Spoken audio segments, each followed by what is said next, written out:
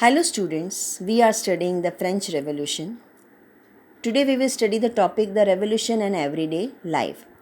After 1789, one important law came that was the abolition of censorship. We have studied about the abolition of slavery. Now we will study the abolition of censorship. What is the meaning of censorship? Censorship means the power of the government or the authority to stop publishing any news, play, novel, poem, or movie which gives bad impact on the society. Nowadays, many scenes of the movies are censored. Sometimes the whole movie is censored. Many type of stories, many types of novels are censored by the censor board. Now we will study about the censorship in the reference of France. In the old regime, all the written material and cultural activities, books, newspaper, plays could be published or performed only after they had been approved by the censors of the king. Now, when there was a rule of the king before 1789, newspaper, books, plays, drama, poem, everything, first they were censored by the censors of the king, then they were allowed to published.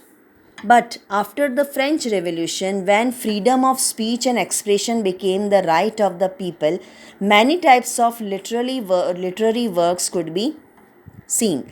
But after the French Revolution, after the 1789, the people of France was given the freedom of the freedom of speech and expression. According to this right, they are free to write any kind of content which they want to share. Now there was no any kind of censorship. Okay, so people of France were free to write and express their thoughts.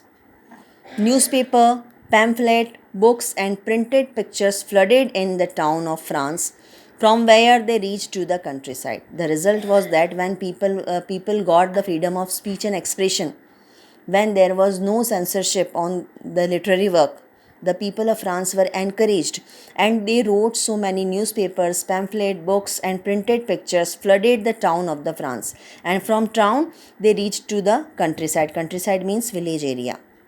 Freedom of press was there. Plays, songs and festive procession attracted large number of the people. Now main thing is that before French Revolution, before 1789, each literary things were censored by the king, but after the French Revolution, freedom of speech and expression was given to the people. There was the freedom of press also. People encouraged and wrote so many things, so many books, so many pamphlets, poems, plays, dramas, and the towns of France was flooded with this literary item, and then there they reached to the countryside. So this was the abolition of censorship. Now we will come to our next topic, that is conclusion, the last end of this chapter. In 1804, Napoleon Bonaparte crowned himself Emperor of France. Napoleon Bonaparte became the Emperor of France in 1804. He conquered neighboring European countries. He did not want to be emperor of only France. He wanted to conquer whole Europe. So he started conquering neighboring European countries. So many countries were conquered by Napoleon. Napoleon saw his role as a modernizer of Europe. He saw himself as a modernizer of Europe. His policies, his ideas were full of equality and freedom. He introduced many laws such as the protection of private property. He introduced the protection of private property. Uniform system of weight and measures. He adopted the uniform system of weight and measures by decimal system. He adopted decimal system and equal system of uniform system of weight and measure. Initially, many saw Napoleon as a liberator who would bring freedom for people. Earlier, Napoleon was so popular among all the European countries, and people saw him as a liberator, and people saw that he would bring freedom for people. But soon the Napoleonic army came to be viewed everywhere as an invading force.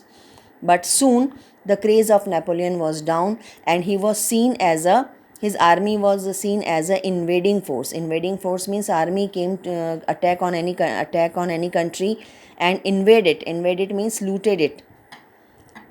He was defeated at the Battle of Waterloo in 1815, and at last in 1815, Napoleon was defeated in a Battle of Waterloo, but his policies filled France with the ideas of freedom and equality. But the policies of Napoleon filled the ideas of freedom and equality. The French Revolution promoted the idea of equality, freedom in the whole world. The equality, the freedom, these ideas were spreaded by the French Revolution. The ideas of Tipu Sultan and Raja Ram Mohan Roy were also inspired by the French Revolution. So, this French Revolution also inspired many famous leaders. Also, for example, Tipu Sultan and Raja Ram Mohan Roy were also inspired by this idea. French Revolution has given the idea of democracy to the whole world. We are enjoying democracy. This idea is given to us by the French Revolution. We are enjoying our rights, the right to freedom, right to equality, right to speech, all these rights.